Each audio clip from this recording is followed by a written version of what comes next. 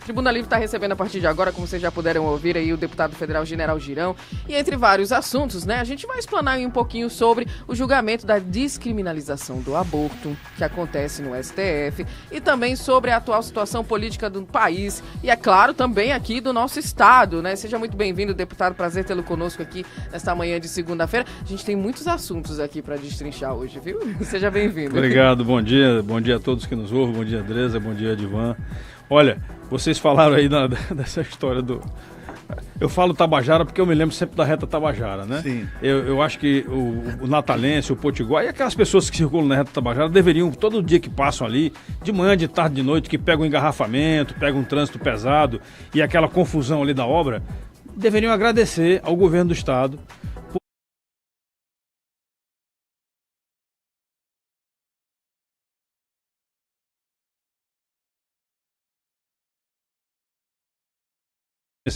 10 dos 11 federais, né, senadores e deputados, conseguiram convencer para retirar o dinheiro da reta Tabajara para comprar vacina Sputnik da Rússia, que não estava autorizada pela Anvisa e nunca foi autorizada e não precisou comprar nenhuma vacina fora.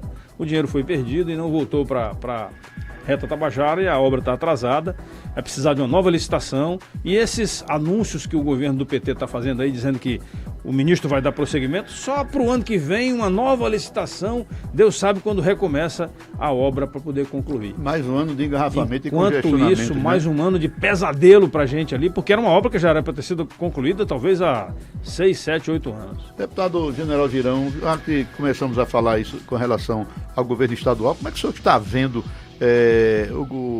a gestão da professora Fátima, alguns problemas, alguns atrasos de pagamentos a fornecedores da área da saúde, da área da educação, da área do Barriga Cheia, né, aquele restaurante popular, e agora chegou aí ao máximo de você atrasar e não repassar o 10º, né, da Assembleia Legislativa e do Tribunal de Justiça. O que é que está acontecendo com as contas do Rio Grande do Norte? Eu coço a cabeça aqui porque a gente não sabe onde é que vai terminar a preocupação nossa. Eu tive antes de ontem pegando uma estrada, na verdade não é estrada, é um RN. Aliás, RN hoje é sinônimo de tábua de pirulito, porque tem mais buraco do que estrada. Pegando um RN ali, saindo para chegar em Carnaubás, certo? Para chegar em Carnaubás.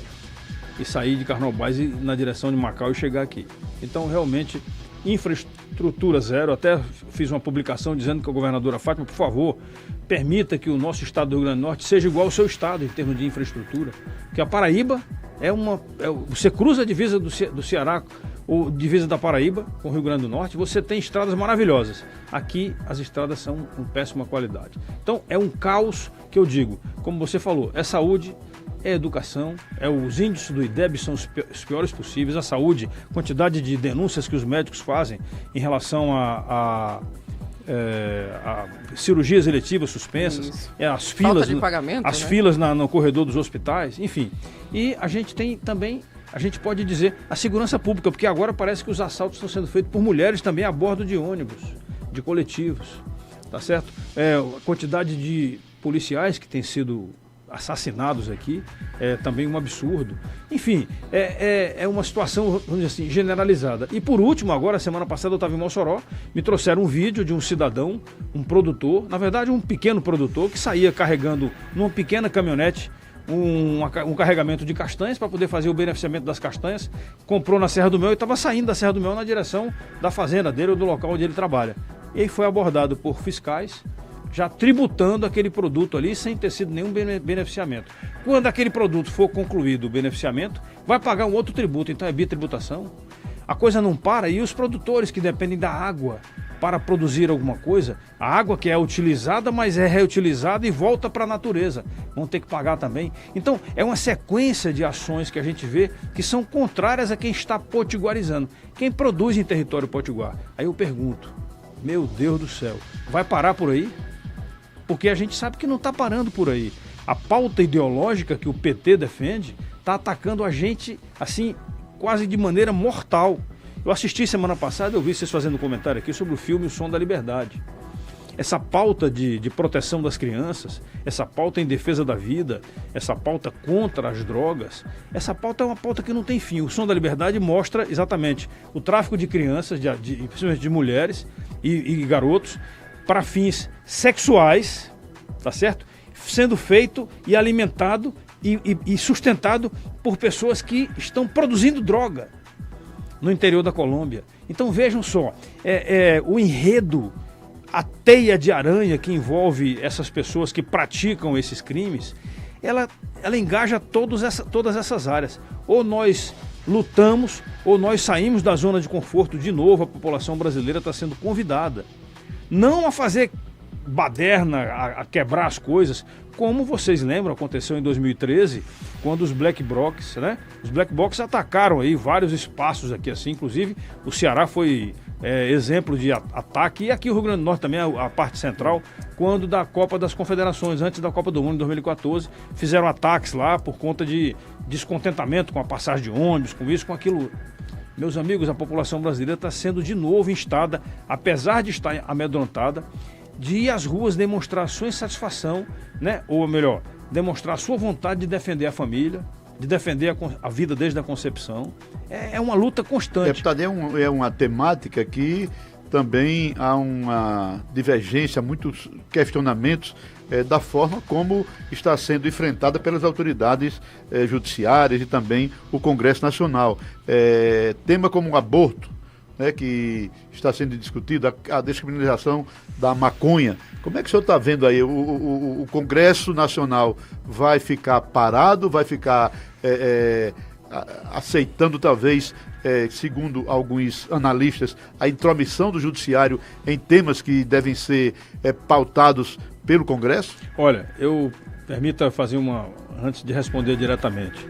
Nós estamos aqui no complexo da Tribuna do Norte, num programa chamado Tribuna Livre, e nunca foi tão importante a palavra liberdade. Eu digo isso porque não é a liberdade só de você poder se deslocar, se locomover. É a liberdade de expressão, a liberdade de opinião, a liberdade de pensar. Uma pessoa ligou para mim, um garoto ligou para mim, e no telefone ele disse assim: "Ô, general, mas aquele ministro do STF tinha que dar um fim naquele cara." Eu disse: "Opa, não faça isso. Não faça isso porque nós estamos conversando no telefone, você está externando uma opinião, mas o meu telefone pode estar sendo ouvido, e eu não tenho dúvida de que está sendo ouvido, porque eu respondo um processo no Supremo Tribunal Federal, porque fui indiciado como sendo um dos responsáveis pelo 8 de janeiro, pelo quebra-quebra no 8 de janeiro. E eu, desde o primeiro momento e muito antes, eu sempre disse que era a favor das manifestações, porque é um direito democrático constitucional, mas manifestações sempre pacíficas, ordeiras, e que demonstrem sim só a sua satisfação ou insatisfação com o que está acontecendo. Esse é um dos princípios da democracia, né? É o povo, que é verdadeiramente para quem o país deve existir, a democracia deve existir, o povo externando o que ele pensa, o que ele acha, o que ele pensa, o que ele quer. Aí eu fico, agora voltando à sua pergunta direta. Nós fizemos um plebiscito há alguns anos atrás para a população brasileira dizer se era a favor ou não do comércio de armas, para que as pessoas pudessem ter o direito de defesa, o seu direito de defesa pessoal. E a resposta foi 65% a favor. E aí agora o governo do PT entra e diz assim: não, vocês não têm o direito de fazer isso não, querem um recadastramento e vamos caçar o porte de arma de muita gente. E não se libera porte de arma para quem tem necessidade, quem viaja, quem mora em locais difíceis, complicados e tal. Então nós estamos vivendo um momento que a gente precisa repensar realmente a obediência, o cumpra-se as leis. Aí essa semana, eu quero, aqui, em primeira mão aqui assim, o senador Rogério Marinho nos autorizou a fazer isso. Essa semana agora, amanhã, às 14 horas mais ou menos, lá no Senado, vai ter um evento que nós vamos lançar, o Senado está lançando com a iniciativa do Rogério Marinho, a ideia de um plebiscito a respeito do aborto. Porque o aborto já foi considerado lei não autorizada no Congresso Nacional. Nós já negamos a aprovação do aborto no Brasil. E aí agora nós vamos fazer um plebiscito para que a população brasileira possa dizer para todos, inclusive para o Supremo Tribunal Federal, que nós não aceitamos isso daí, porque é contra a nossa natureza da população brasileira, da sociedade brasileira. Assim como nós já fomos contra o comunismo por 3 vezes, e agora o Lula está dizendo que tem orgulho de ser chamado de comunista e que o partido dele tem estreitas e fortes vinculações com o Partido Comunista Chinês. Então, são coisas que a gente está pensando assim, meu Deus, vou fazer o quê? Então, no Congresso Nacional, nós temos uma voz ativa e somos, se antes era um deputado só, que era o deputado Jair Bolsonaro na época, hoje nós temos uma centena de deputados brigando, gritando e colocando projetos de lei, projeto de decreto legislativo para contrapor a esses decretos presidenciais que estão vindo aí a golpe de caixa, né? Obrigando as escolas, que foi o que aconteceu pelos direitos humanos, e esse cara vai estar sendo ouvido na Câmara essa semana, obrigando as escolas públicas e privadas a terem banheiros livres de sexo. Então, se você tem um filho, uma filha, eu tenho netas e netos que frequentam a escola, não frequenta o banheiro que quiser lá, banheiro unissex. Que história é essa? Que história é esta? Meus amigos, esse não é o nosso Brasil, pelo menos é assim que eu penso. Deputado, o marco temporal também é outro tema que estava consagrado constitucionalmente e volta também para um debate, não pelo Congresso Nacional, acho que o senador Rodrigo Pacheco, presidente do Senado, é que está colocando na pauta, mas o STF já adiantou a sua posição. O marco temporal, eu fui contra o julgamento do Supremo que definiu o marco temporal, eu fui contra isso daí em 2007, o final do julgamento foi em 2007, eu fui contra porque o marco temporal foi o grande limitador jurisprudencial da demarcação da terra indígena Raposa Serra do Sol. Naquela oportunidade, o ministro Aires Brito, que era o presidente do Supremo, definiu isso daí. Olha, está na Constituição e é assim que tem que ser feito. As terras tradicionalmente ocupadas quando da promulgação da Constituição Federal. Tá certo? Naquela oportunidade eu fiquei revoltado com isso. Mas aí depois eles começaram a querer novas demarcações. Então isso não vai parar. Se nós não conseguirmos definir isso daí, o que vai acontecer? Já está acontecendo uma grande insegurança jurídica. Eu já recebi várias ligações de colegas, de pessoas que nos apoiaram ou não, pessoas conhecidas, dizendo assim, olha, eu tenho um pedaço de terra aqui assim, isso vai ser terra indígena também? Eu disse, olha, se qualquer pessoa disser que tradicionalmente os familiares dele ocupavam aquela área, acabou, é terra indígena. Aqui no Rio Grande do Norte, em 1700, foi doado uma légua quadrada de terra aos índios, né? Saber onde é que estão essas terras, qual foi a região. Na verdade, a gente não pode criar um quisto racial entre nós. O Brasil nunca existiu isso daí. A gente tem direitos e deveres, tá bom. Agora, o que acontece no nosso país é o seguinte, existem terras, e são muitas, mas eu não sei por que as intenções de terras... Eu digo terras porque o problema não é um problema étnico, o problema é um problema de terras, é um problema fundiário. O MST quer terras, infelizmente, a maioria delas produtivas. Os índios, os nativos, o pessoal chama de índios, eu também tenho que repetir, mas são os nativos, a população originária do país, né? Qual é o percentual indígena ou nativo que nós aqui temos? Nós estamos em 4 aqui, mais 3 ali, 7. Qual é o percentual de sangue nativo que eu tenho? Ninguém aqui pode dizer isso. Por quê? Porque cada uma das nossas famílias, pelo menos as famílias tradicionais nossas que assim, a gente começou com as pessoas que moravam aqui, os nativos, mas com os migrantes que vieram portugueses, os africanos que vieram para cá também, a miscigenação, que é uma característica fortíssima da nacionalidade brasileira. Os alemães ali para Santa Catarina, Rio Grande do Sul. Não tem jeito. Muitos de nós aqui, talvez a gente até poderia pensar, eu gosto muito de falar isso aí do Seridó aqui, da região aqui do semiárido, né? Que eu sou um defensor do semiárido. O Seridó tem pessoas que são caracteristicamente parecidas com os holandeses. Isso. Por quê? Porque quando houve os conflitos, quando aconteceram as guerras contra a invasão holandesa que aconteceu em Olinda, Recife, ali, Pernambuco, os holandeses que fugiram dos combates, eles interiorizavam e vieram morar para cá, pelo interior. É normal isso, é da natureza humana. E a miscigenação aconteceu. Então, meus amigos, nós temos ameaças contra a nossa cidadania brasileira, contra a característica maior do povo brasileiro. Nós sempre fomos o povo conhecedor, característico de quê? Do futebol, do samba, da cerveja, né? Das praias. Futebol nós já perdemos há algum tempo aí com o 7-0 e outras coisas mais assim. Mas as outras características nossas da alegria, o povo brasileiro é um povo feliz. O senhor falou em guerra aí, como foi essa sua guerra com o ministro da Justiça, Flávio Dino?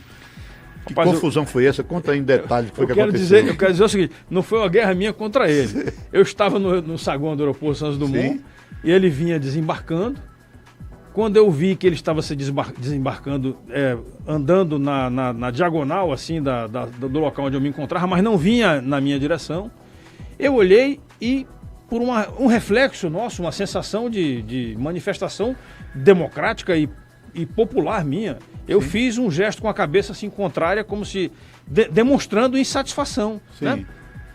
Negativo, né? Aí ele viu e mudou o sentido da direção dele e veio na minha direção. Sim. E chegou perto de mim e disse assim, eu estava devidamente trajado, porque eu viajo sempre de blazer, e no blazer eu coloco sempre um boto ali que diz respeito ao meu passado militar, ou à bandeira do Brasil, e do outro lado um boto de deputado federal. Sim. Que ele conhece muito bem, inclusive ele esteve na Câmara algumas vezes onde eu participei de comissões. Aí ele veio na minha direção e disse, o senhor está se referindo a mim? Não, o senhor está se dirigindo a mim? Aí eu disse, eu não falei com o senhor está falando comigo, mas eu quero lhe dizer que eu fiz o gesto com a cabeça de reprovação pelas suas atitudes como ministro da Justiça. Aí ele parou para respirar e com a mão direita bateu assim 2 vezes no meu peito esquerdo e disse, o senhor se cuide. Eita, o senhor tomou isso como uma ameaça? Quando ele começou a bater no meu peito, eu fiz assim com os braços, né, e disse, não toque em mim. Aí os 2 seguranças que estavam acompanhando ele vieram na minha direção, deputado, se acalme. Então, dizer que não sabia que era um deputado que desconhecia, os 2 seguranças na hora já identificaram como deputado, né? Então, deputado, o senhor se acalme. Eu disse, não, quem me agrediu foi o ministro, pô. Aí ele olhou para mim assim, parou de novo para poder pensar e saiu se deslocando, dizendo, o senhor está com atitude de moleque. Aí eu resolvi não bater boca com ele. Saí, fiz um boletim de ocorrência, pedi as imagens do aeroporto. Na hora eu recebi informações extraoficiais de uma pessoa que foi lá em cima, verificou as imagens e viu que existiam somente imagens dele se deslocando no saguão principal, saindo numa direção que era a direção onde eu me encontrava, mas eu não apareço, nem ele, depois que ele saiu da direção principal. E depois volta de novo aparecendo ele, saindo, virando para trás com o dedo apontado, dizendo assim, moleque. Aparece a palavra moleque na gravação. Pelo menos isso foi o que o cara me disse. Essa imagem tá boa, né? Não tá essa apagada imagem, não, né? Essa imagem tá boa, pode ser que tenha sido apagada. Ou então não vai ser liberada. Não vai ser liberada. Com certeza ele é o ministro do Mas apagado. esse gesto que o senhor fez de forma negativa atribui com certeza ao trabalho dele frente ao Ministério da Justiça. O que é que o senhor condena ou não concorda? Por uma coincidência. Inclusive hoje tem uma denúncia, uma crítica, não sei se é bem uma denúncia, mas um comentário de que ele... Eu acho até que é até um fogo amigo por conta desse negócio da indicação dele para o Supremo Tribunal Federal, de que houve um questionamento com relação à licitação de coletes balísticos do Ministério da Justiça. Na verdade, isso aconteceu na quinta-feira passada, quinta-feira retrasada, na verdade. Sim.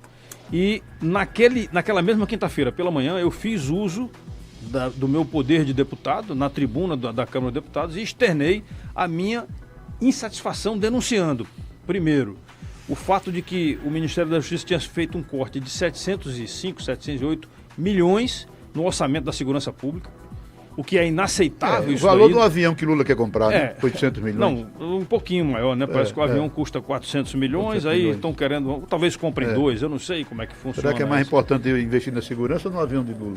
Não, na comodidade dele, a primeira-dama, deitados numa cama, né? Nas viagens de lua de mel que ele tem feito aí, rodando o mundo todo com ela. Aliás, é a única promessa que ele cumpriu, que ele está cumprindo quando ele fez. É primeiro fazer a viagem da lua de mel dos sonhos para ela. E o restante do Brasil que se dane, que se lixe. Essa é uma verdade. Então, naquela quinta-feira pela manhã, eu fiz um pronunciamento questionando isso daí, questionando mais uma vez o apagão, aí me desculpe que eu vou usar o termo e tentar explicar devagar. O apagão na segurança pública. Por quê? Porque, como vocês sabem, eu fui secretário de segurança e o carro-chefe da segurança pública chama-se prevenção. E o que é prevenção? Prevenção é você, sabendo que vai ter uma movimentação, uma manifestação, alguma coisa parecida, você adota medidas preventivas e não permite que haja, por exemplo, invasão de prédios públicos. Não permita que haja, por exemplo, agressões de pessoas contra pessoas. Então, prevenção não houve no dia 8 de janeiro. primeiro grande apagão na segurança pública foi isso daí.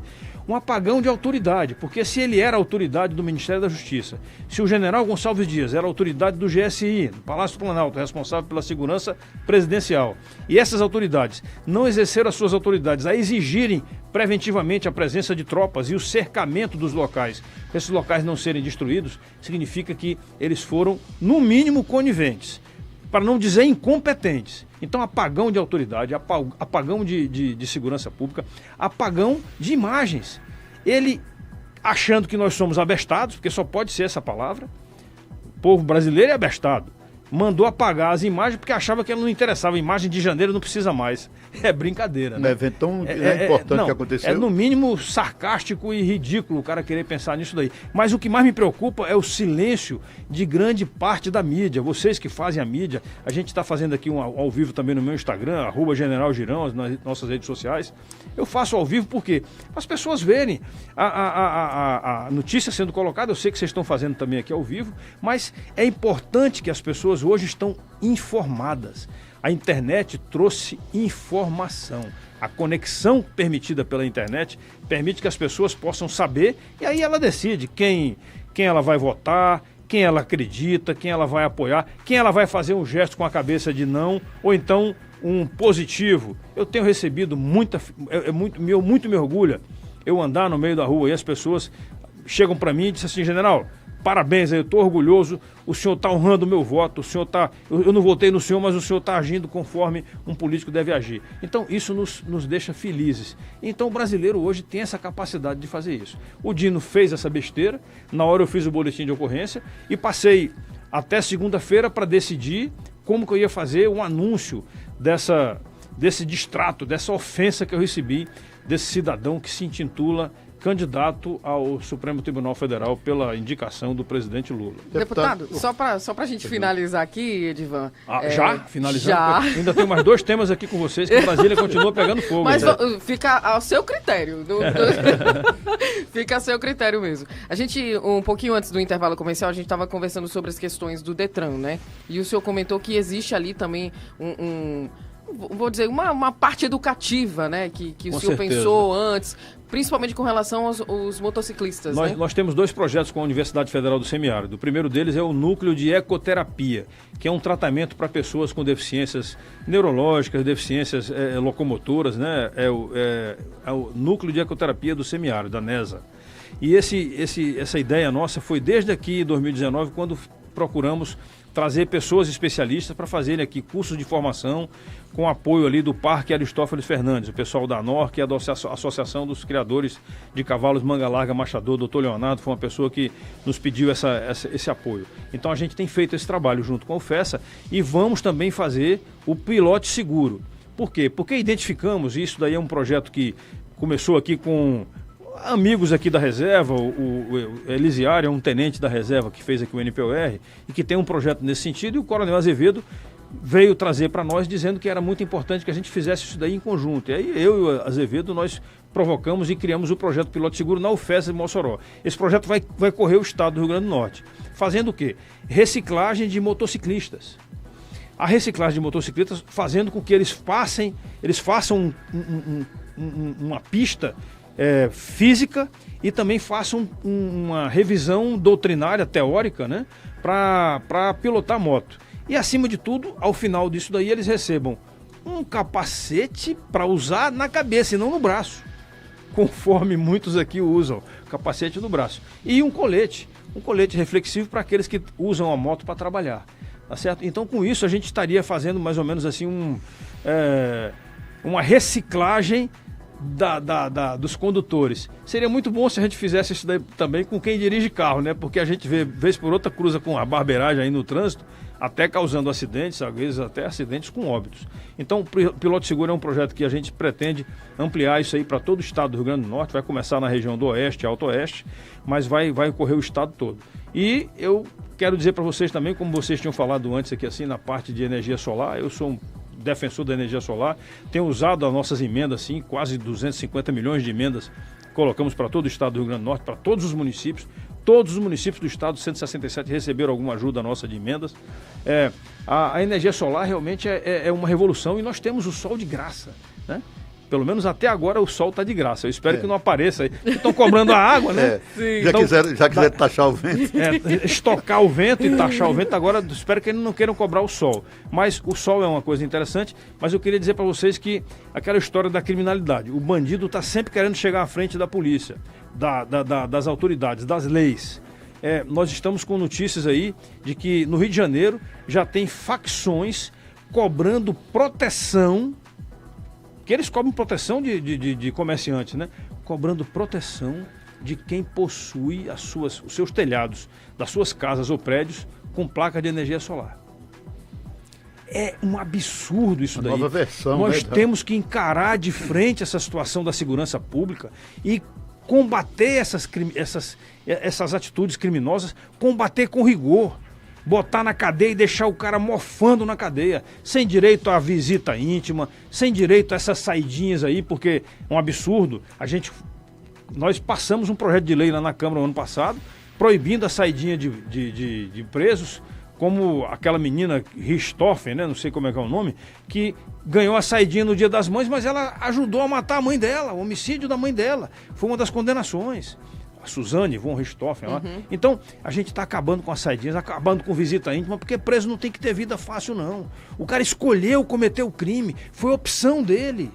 Então, ele tem que ser condenado e pagar pela pena. Na hora que o brasileiro souber que se ele cometer um crime, ele vai ser tratado como bandido mesmo, marginal, dentro de um presídio, e vai ter um tratamento de preso, não vai ter vida fácil, ele vai pensar duas vezes antes de cometer um crime. Aí você tem um presidente da República que se diz orgulhoso de ser chamado de comunista, de que o partido dele tem vinculações muito próximas com o Partido Comunista Chinês. Esse presidente da República defende que o ladrão de celular é um ladrão pequeno, que ele está ali talvez roubando para poder comprar a droga que sustenta a vida dele. Ficar fazendo o quê? General Girão, uma outra pergunta. Vamos para a política local. O PT está se organizando aí, tem reuniões quase que quinzenais para organizar as eleições municipais pelo Brasil afora. E o PL, como é que está? O senhor pretende, o seu nome está à disposição do partido para ser candidato também a prefeito de Natal? Graças a Deus aí eu tenho recebido muitas pessoas que nos procuram, né, demonstrando, né, alegria e felicidades e satisfação com o trabalho que a gente está fazendo na Câmara, o trabalho político também no Estado. Muitas pessoas, inclusive pessoas da velha guarda da política, já afirmaram para mim, várias pessoas, dizendo assim: o senhor está fazendo a política de forma diferente. O senhor não faz a política de conchavos, o senhor não faz a política de compras, né, de apoios, não. O senhor faz a política de convicções, com a pauta, com posicionamentos fortes. Não são posicionamentos radicais. Eu não tenho radicalismo comigo. Eu acho que a gente deve flexibilizar as coisas, mas tem coisas que você não pode aceitar flexibilização. Então, eu tenho sim essa postura, eu tenho grandes ideias aqui para Natal. Inclusive, eu quero dizer para vocês que, quando eu era secretário de Segurança, eu lutei muito pelo trabalho da segurança pública, continuo lutando, colocando emendas. Eu fui talvez o que mais colocou emendas para a segurança pública do Estado nesses últimos 4 anos. Emendas, inclusive, que até algumas não foram utilizadas, tanto pela governadora como prefeito de Mossoró, que não usou ainda também o valor que eu coloquei lá para Mossoró, mas já me disse que está sendo dado um jeito para poder usar. Mas o que eu quero dizer é o seguinte: a segurança pública precisa sim de uma atenção especial. E diferentemente do que falou um ex-prefeito de Natal, quando aconteceu o escândalo, aquele homicídio lá, né, aquela chacina lá em Alcaçuz, ele disse que não, segurança pública não é problema da prefeitura. É sim. Segurança pública é dever do Estado, mas é um direito e responsabilidade de todos. Essa frase que eu acabei de falar agora, ela está na Constituição Brasileira, no artigo 144. Então, é tristeza a gente ver um gestor público falar isso daí, mas foi o que ele falou. E a gente agora espera só que a segurança pública seja tratada de forma séria e compromissada por todos, inclusive pelos prefeitos. Tá certo? Então, a gente tem sim o nosso nome sendo colocado à disposição. Eu já falei com o Rogério Marinho, que é o presidente do partido, e também para o presidente nacional, o senador, o nosso amigo Valdemar da Costa Neto, de que o meu nome está na chuva e eu não tenho medo de me molhar, não. Se o meu nome for o nome que o partido decidir que vai concorrer à Prefeitura de Natal, nós estaremos em condições de fazer isso, porque Eu tenho capacidade de gestão, reconheço que fiz isso daí várias vezes, não somente no Exército, mas fora do Exército também.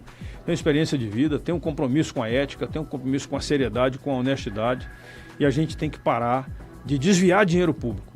A gente não sabe, às vezes, quem começou primeiro. É aquela história do ovo e da galinha, né? Quem nasceu primeiro.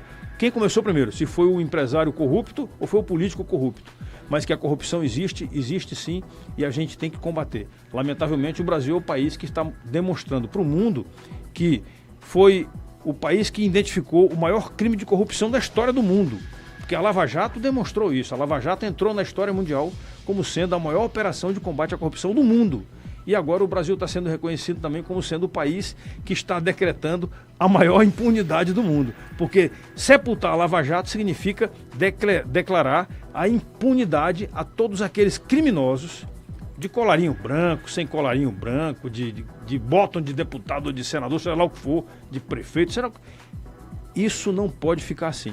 Semana passada eu tive uma conversa com o senador Sérgio Moro, dizendo para ele que a gente tem que voltar à tona em relação à Lava Jato. A Lava Jato foi sepultada. Na verdade, ela está hibernada. A gente tem que aquecer o buraco onde ela está escondida ali para ela poder voltar a existir e a gente voltar a botar na cadeia. E onde tem gasolina, a explosão é grande. Até porque a gente sabe que o Lula não foi inocentado. Ele foi descondenado. Os crimes foram descondenados e colocados para a justiça para ela poder julgar de novo no foro competente. Sim. E aí? Cadê o foro competente? Quanto tempo faz isso daí? Já quase 3 anos. Alguém vai tirar da gaveta? Porque agora é o Supremo, né? Que o cara é presidente da República. Então o Supremo teria que puxar as condenações do Lula para reavaliar de novo. A população brasileira está calada, não sabe disso. Os processos do Lula teriam que ser representados no plenário do Supremo Tribunal Federal. Porque é ali que ele deve ser responsabilizado. Ele não foi inocentado. Estou falando para vocês, estou falando aqui. Lula não foi inocentado, ele foi descondenado por suspeição do juiz. É absurdo esse negócio. Agradecer o deputado General Girão, abraçando também o nosso Manuel Montenegro, velho Manu só de olho aqui. Grande deputado estadual por vários mandatos aqui no Rio Grande do Norte, é empresário e vai dar show na festa do boi, né? Já tá falando aqui. Pois é. Muito obrigada, deputado. Um dos queijos mais saborosos do Brasil. Eita, é isso aí. A gente agradece a Deus aí a vida que ele nos deu, a saúde. E, por favor, assistam o filme O Som da Liberdade, porque esse filme vai demonstrar para você a importância de cada um de nós lutarmos contra o tráfico de pessoas, especialmente o tráfico de crianças, especialmente o tráfico com fins sexuais. Nós precisamos combater isso aí também. É claro que a gente também ajuda as pessoas que estão acometidos da doença do vício das drogas, lícitas e ilícitas. Então, assistam o filme Som da Liberdade, que você vai, talvez, sair do cinema com outro pensamento a respeito do que você quer para a sua segurança pública e para a segurança da sua família. Obrigado. Já vou pegar o gancho, deputado, né? A gente está sorteando aqui um par de ingressos hoje, né? Opa, maravilha! Justamente para assistir esse filme, né? O Som da Liberdade. Portanto, se você quiser assistir, né? Aproveitar aí a dica do deputado General Girão, né? Aproveita e vai lá no nosso Instagram, @JovemPanNewsNatal. Na aba dos Stories tem lá um formuláriozinho para você preencher. Já vai estar participando. E aí no final do programa, deputado, a gente vai liberar aqui o par de ingressos para esse vencedor aí, que vai poder já assistir e ficar por dentro aí, né, da história, que até o general contou aqui um pouquinho pra gente. Maravilha. Quero agradecê-lo mais uma vez. Muito obrigada pela sua participação aqui no nosso programa. Espero que quando ele terminar de assistir, os vencedores aí, quando terminar de assistir o filme, que eles coloquem nas redes sociais lá, @General Girão, uma mensagem dizendo o que é que acharam do filme. Quem for assistir, marca lá o deputado, tá? Nas redes sociais. Muito obrigada mais uma vez. 11h05. A gente vai pro nosso intervalo aqui. Voltamos já trazendo muito mais aqui no Tribuna Livre. Você está ouvindo